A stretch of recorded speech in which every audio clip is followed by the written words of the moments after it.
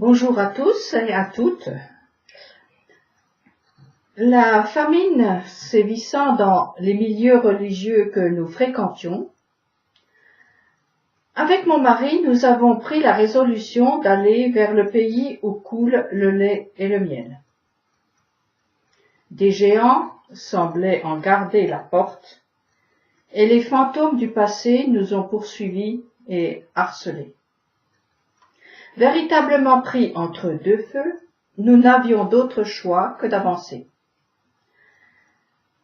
La peur au ventre, sillonnant hors des sentiers battus, nous nous sommes souvent agrippés à des branches pourries, car c'est bien connu, la peur est mauvaise conseillère.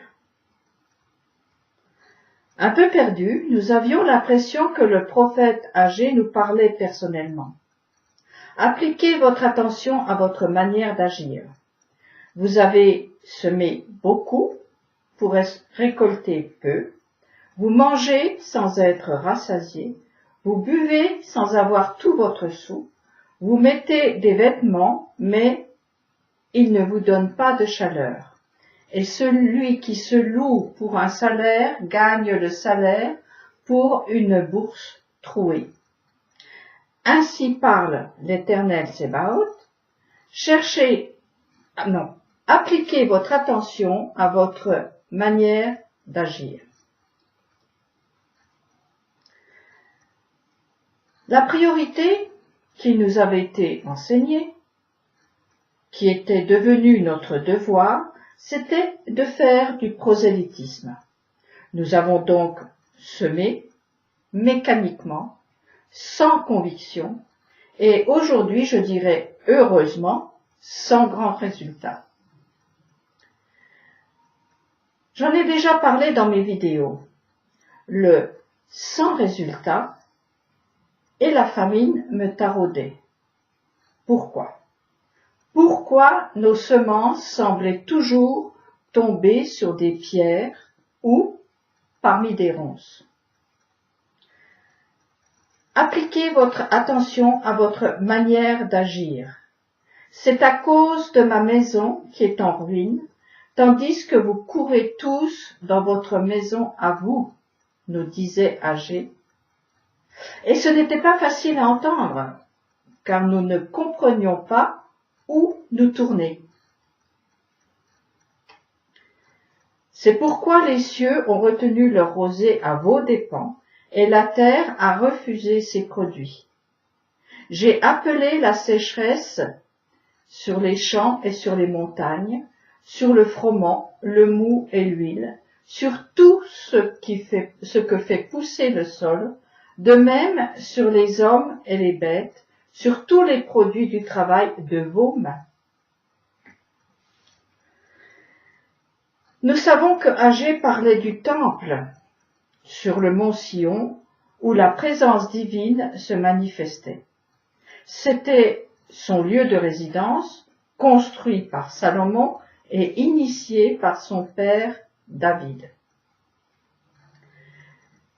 Qui pouvait nous dire ce qu'il fallait comprendre ?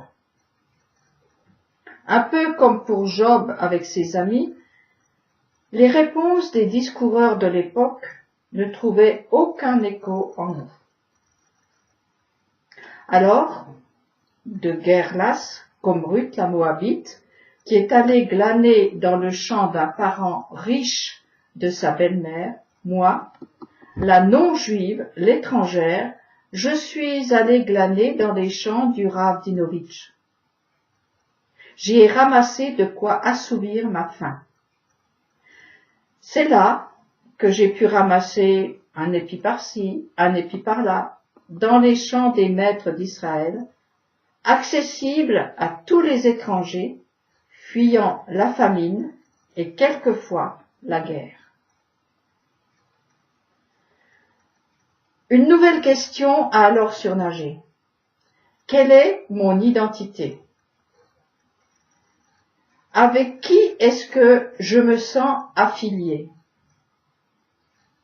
La Bible cite 3 pères qui ont engendré une nouvelle humanité. Adam, Noé et Abraham. Au fil des lectures, des conférences, réflexions, discussions, pour une raison que nous ignorons, mon mari et moi, nous nous sommes sentis fils d'Adam. Qui est Adam? Que devait-il faire qui pourrait nous suggérer la tâche qui nous revient? Est-ce que cela a un rapport avec les paroles d'Agé? Nous pensions que oui. La nuit s'épaississait, mais nous savions que la lumière viendrait de Jérusalem. Jérusalem, avec la montagne de Sion, ce lieu que David a cherché longtemps. Après avoir trouvé le terrain, David a cherché et rassemblé les matériaux de construction pour édifier le temple.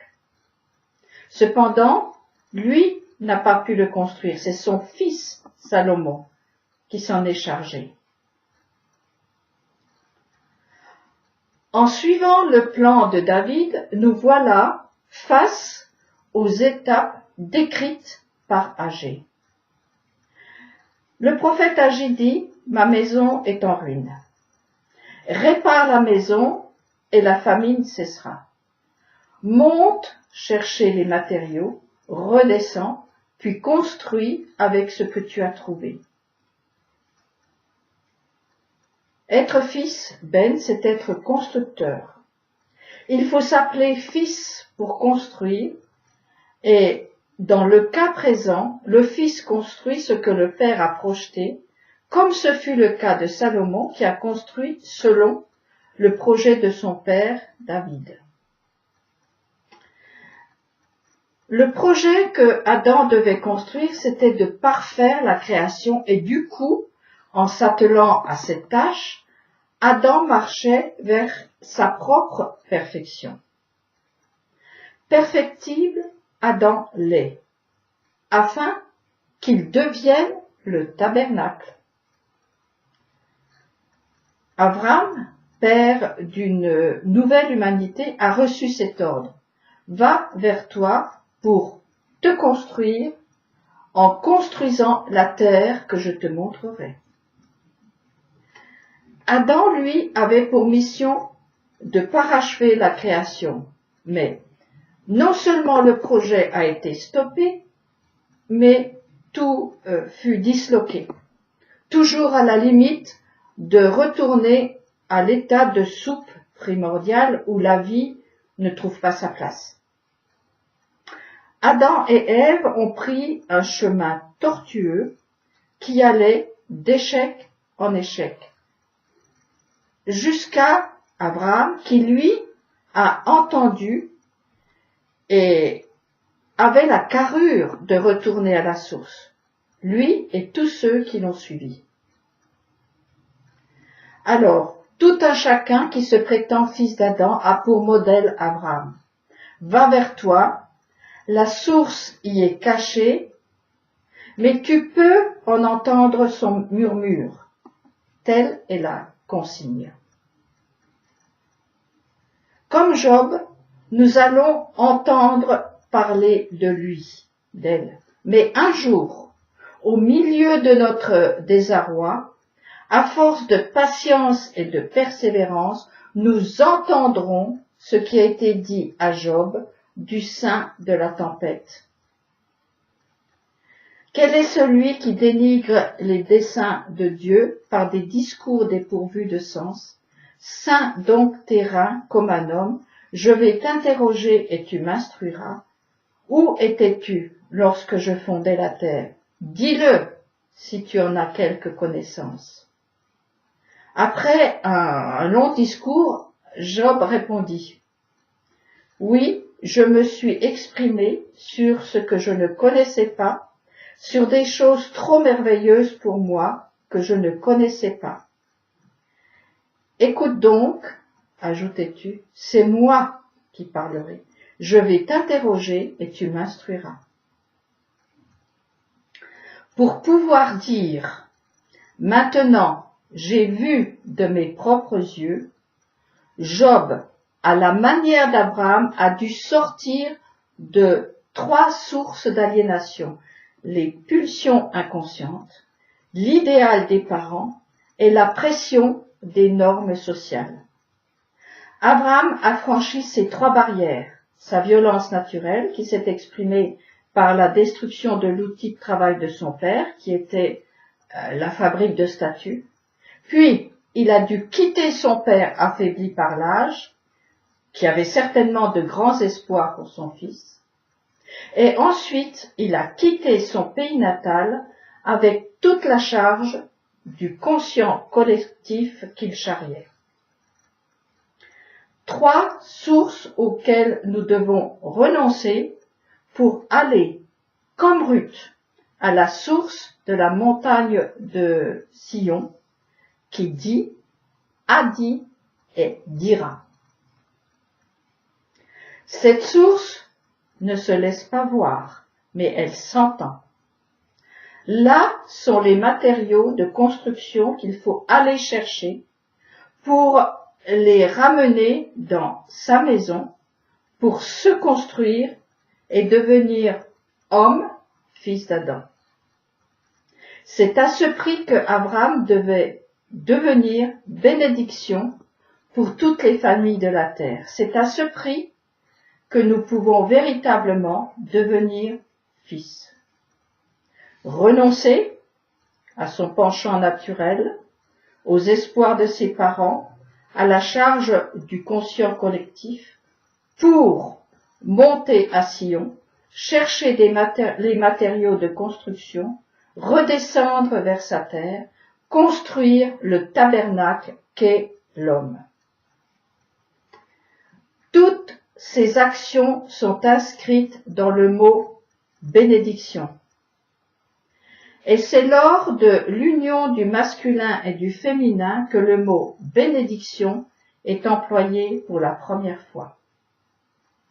Une maison se construit à partir de cette union. Par cet engagement, les graines germent, croissent et se multiplient. La construction du couple, sa sauvegarde, sa réparation est la pierre angulaire de la résidence où veut séjourner la présence divine. Je m'arrête là pour aujourd'hui. Je continuerai ma réflexion la semaine prochaine, car il y a encore tant à dire. Bonne semaine à tous.